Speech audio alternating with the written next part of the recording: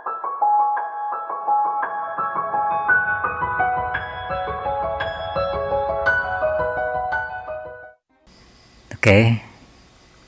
kita ketemu lagi di kesempatan kali ini dan masih setia di jalur elektronika audio. Kalau kita ngomongin elektronika itu tidak ada habisnya. Di kesempatan kali ini kita akan ngomongin tentang power amplifier OCL 150 standar maupun yang sudah modifan. Nah, ini yang standar, yang ini modifan. Ya, cuman ada perubahan kecil sih. Oke, kita bahas satu persatu. Di power OCL 150 ini, kalau tipe-tipe yang dulu transistor yang paling kecil ini dan ini menggunakan A564, dan saya pribadi lebih suka menggunakan A564 daripada menggunakan A733. Saya rasa lebih open gitu aja. Tapi soal kedetilan suara ini masih kurang, jadi saya rasa masih kurang cocok, terutama untuk di musik-musik rock atau musik-musik pop, dimana untuk musik-musik itu saya lebih suka di nada high mid, juga di nada-nada high-nya, karena saya rasa untuk power tipe ini bisa dikatakan untuk power ini kurang flat lah, masih terjadi clipping di nada-nada tinggi, jadi kesannya itu masih ada kemerusak, tidak jelas untuk nada tingginya. Atau kalau buat kawan-kawan yang punya osiloskop, untuk power yang ini sinusnya kurang sinus, terjadi clipping di nada-nada tinggi. Ini saya ngomong gini hanya berpatokan di kuping, jadi sesuai apa yang saya dengarkan. Nah, kalau kawan-kawan menemukan kesempurnaan di nada tinggi pada skema ini, silahkan nanti di share. Di sini kita saling berbagi informasi. Oke, kita bahas tentang OCL 150. Kesulitan yang sering terjadi jika menangani untuk OCL 150 ini di transistor di bagian ini. Pada TR fast menggunakan BD139, kadang transistor terukur di ampometer itu terdetek masih bagus ya, kolektor, emitor, basis sama seperti TR baru kalau kita ukur pakai ampometer. Tapi kenyataannya dengung, tidak bisa digunakan. Begitu kita ganti baru, nah baru untuk driver ini dan ini bekerja sempurna. Kasus yang paling banyak pada kawan-kawan pelajar adalah kurang teliti di bagian depan. Jadi di bagian ini ya, karena power ini yang membangun antara input dan output adalah di op-amp yang ini, diferensialnya ini, karena dianggap alah TR cuman sekelas itu. Ini kurang diperhatikan, rata-rata seperti itu. Padahal yang membangun karakter suara adalah di bagian depan ini, dan ini yang paling penting sebetulnya daripada TR-TR yang di belakang ini. Jadi kalau saya pribadi lebih mengutamakan kestabilan di sini dulu, baru memperhatikan di bagian ini. Selanjutnya, umumnya ini kit ini ya, kit OCL 150 itu umumnya ketika kita rakit di on kan awal gitu ada bunyi jeduk. Nah, bunyi jeduk itu berasal dari mana? Bunyi jeduk di rangkaian ini dikarenakan ketika di on kan untuk drivernya ini tidak bekerja secara bersamaan, artinya di output emitor ini, yang mana di emitor bagian driver ini mengarah ke TR final. Di sini outputnya tidak keluar serempak. Kalau speaker fasenya sudah benar, kita pasang di bagian outputnya ya. Kalau dia ketika jeduk itu maju, maka di output ini keluar tegangan positif. Jika jeduknya daun speakernya mundur, berarti yang keluar duluan adalah di negatifnya. Padahal di output ini seharusnya 0 kalau kita ukur pakai DC. Jadi harus AC, yang di sini harus benar-benar AC.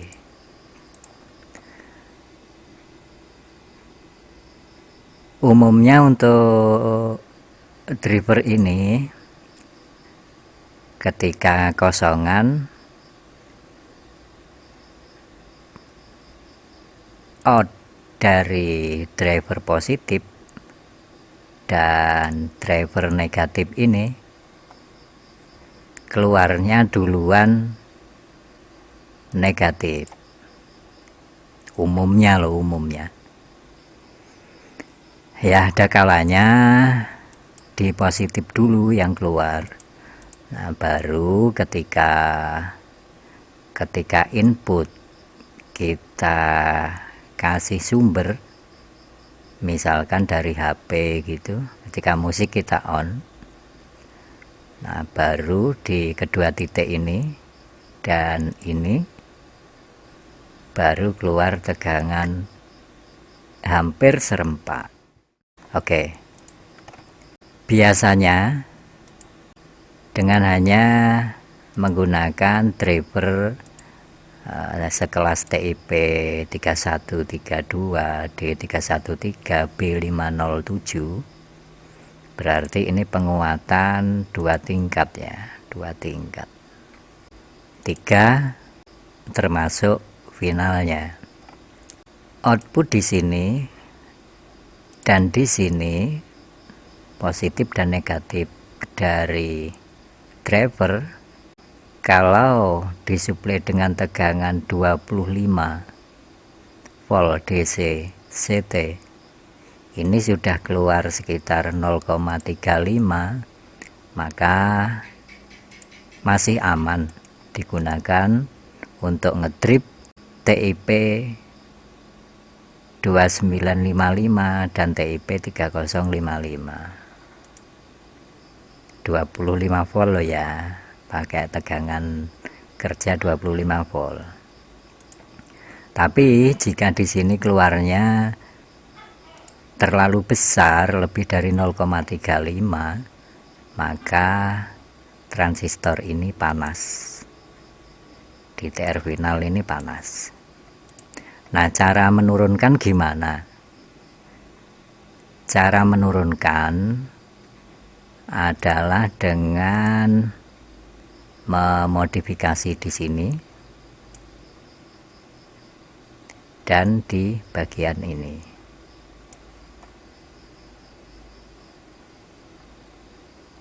Ingat, di sini ada 3 dioda. Jadi beda potensial antara positif dan negatif di sini diatur oleh 3 buah dioda. Dioda kan pembatas arus. Kalau kita seri seperti ini berarti arusnya kan semakin kecil. 1 ampere 3 biji. Kalau kita bagi 3 berarti sekitar 0,3 di sini, berarti 300 mili. Anggap aja begitu. Nah, kalau ampere di sini kecil, maka yang naik apa? Yang naik voltase.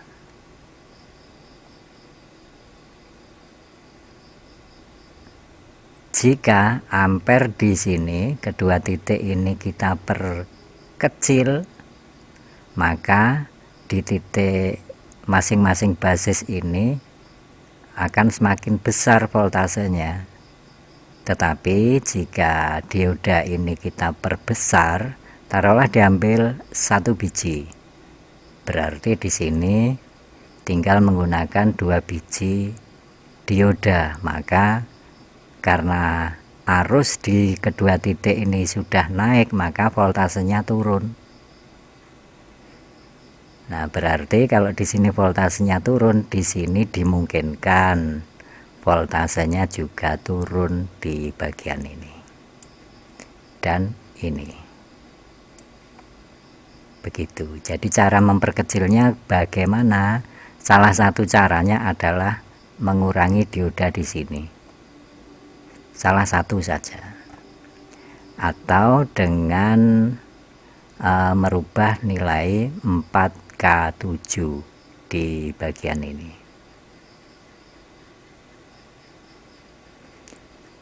Berapapun tegangannya yang digunakan pada rangkaian ini, intinya di bagian output driver ini harus keluar 0,35 jika menggunakan transistor yang terlalu umum. Tapi jika menggunakan transistor final yang di luar keumuman, anggap saja komponen bagus sekali, maka di basis ini, basis TR final ini, ketika tanpa input dengan tegangan 0,5 di bagian basis TR final ini aman-aman saja TR finalnya.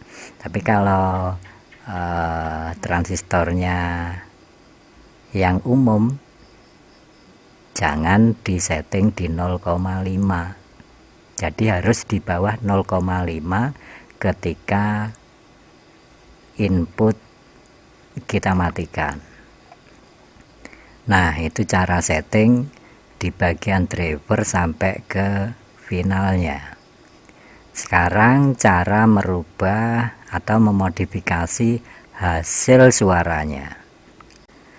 Kalau kawan-kawan menginginkan untuk nada middle-nya naik misalnya, maka untuk ini kapasitor atau elko bagian resonan ini kita perkecil. Kalau untuk aplikasi speaker middle, maka di sini hanya sekitar 22 mikro. Tapi kecenderungan untuk power ini loh ya, untuk skema OCL 150 ini, untuk high mid middle yang cetang gitu, dia tidak bisa merepro dengan bagus, kurang open. Dikarenakan apa? Dikarenakan untuk di bagian resonan ini dia terhubung ke input power ya, walaupun melalui R begini tapi dia terhubung. Semakin kecil nilai R di sini, maka untuk high mid dan high-nya semakin berkurang, bass rendahnya semakin nambah. Nah, tetapi kan pelan. Nanti kalau ini diperkecil semakin pelan. Nah, tinggal kawan-kawan maunya gimana. Nah, silahkan dimodif di bagian ini ya, untuk keras dan pelannya melalui setting di bagian input power ini. Terus lagi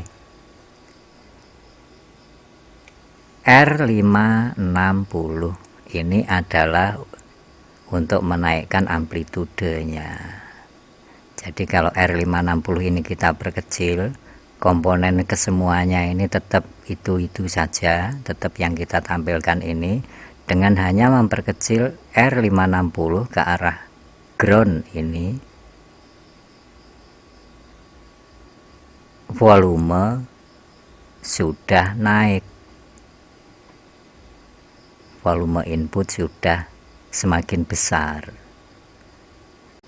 Jadi kalau kita menginginkan ini digunakan untuk low, maka kapasitor atau elko bagian resonan ini kita gunakan nilai sekian atau kita naikkan. Tapi dengan menaikkan nilai kapasitor di sini ya, di bagian resonan ini juga mempengaruhi noise-nya juga semakin tinggi. Apalagi kalau elko yang di sini menggunakan yang asal-asalan, begitu. Lebih ideal di bagian resonan ini bukan menggunakan elko. Ini kalau saya pribadi begitu. Jadi saya lebih memilih kapasitor nonpolar atau bipolar di bagian ini.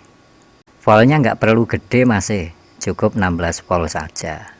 Karena kalau kita ukur di bagian titik ini terhadap titik ini nggak bakalan sampai 25 volt, kecuali TR final ini dan drivernya begini ngesot atau mati atau konslet gitu. Jadi untuk di titik resonan ini tidak perlu voltase besar, apalagi yang sampai 160 volt lah, itu mubadir.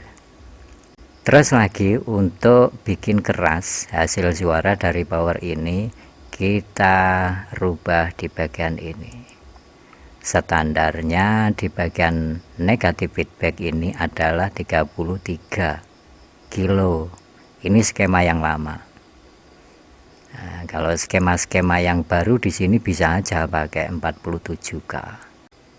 Tapi kalau 47K itu nanti powernya ketika kita buka volume sedikit, power sudah terlalu keras. Jadi istilah yang paling gampang, yang paling umum dikatakan adalah buka sidik jos, buka pol kemerosok. Jadi ada suara kresek-kreseknya gitu. Kalau saya pribadi menggunakan power jenis ini, OCL 150, dengan hanya menggunakan 25 volt saja, maka saya cukup menggunakan TIP 2955 dan TIP 3055. Jadi di bagian input ini dan bagian negatif feedback ini setting untuk kerasnya audio yang dihasilkan. Soal karakter suara dibangun oleh R ini 560 terhadap ground ini, juga C47 mikro di sini. Nah, bisa dipahami ya. Kalau proses untuk memperhalus bagian input, maka R100K ini kita ganti yang lebih kecil. Jadi begini, kalau volume kita buka maksimal baru keras gitu, nyetingnya gitu. Jangan buka sidik jos, itu nanti power kasar. Tapi harus bertahap. Jadi dari putaran minimal ke maksimal itu ada perubahan, semakin besar, dan nanti di maksimalnya itu tidak sampai klip di bagian TR final ini. Jadi nanti untuk suara lebih halus. Kalau kita kecilkan di negatif feedback ini, juga kita kecilkan di bagian filter inputnya ini. Nah, nanti bisa dicoba ya kawan-kawan, begitu. Oke, cukup sekian dulu untuk ngobrolnya ngomongin soal power amplifier jadul, gaya angkringan, penjelasan gaya angkringan gitu. Matur thank you atas berkenan panjenengan untuk mendengarkan celoteh saya tentang patri mematri dan tentang skema-skema yang umum digunakan oleh kawan-kawan pelajar elektronika. Ketemu lagi di kesempatan yang akan datang, dan selamat berkarya.